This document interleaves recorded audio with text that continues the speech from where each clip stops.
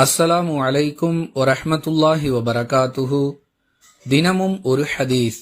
இமாம் உரை நிகழ்த்தி கொண்டிருக்கும் பொழுது உனக்கு அருகில் இருப்பவர்களிடம் வாயை மூடு என்று கூறினால் நீ வீணான காரியத்தில் ஈடுபட்டு விட்டாய் என்று அல்லாஹுவின் தூதர் ஸல்லல்லாஹு அலைஹி வஸல்லம் அவர்கள் கூறியதாக அபூ ஹுரைரா ரலியல்லாஹு அன்ஹு அவர்கள் அறிவிக்கிறார்கள்.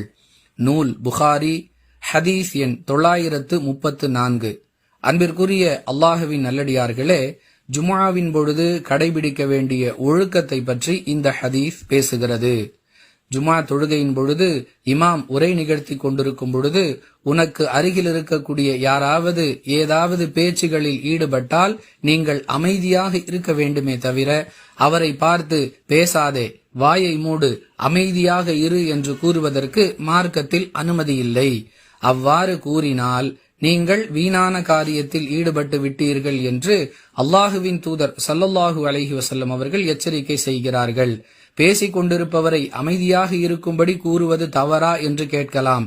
சொல்லக்கூடாது என்று அல்லாஹுவின் தூதர் தடை விதித்த பிறகு நம்முடைய அறிவை பயன்படுத்துவதற்கு அங்கு எந்த அனுமதியும் இல்லை.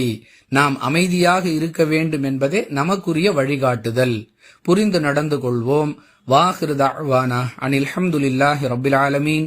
அஸ்ஸலாமு அலைக்கும் வரஹ்மத்துல்லாஹி வபரகாத்துஹு.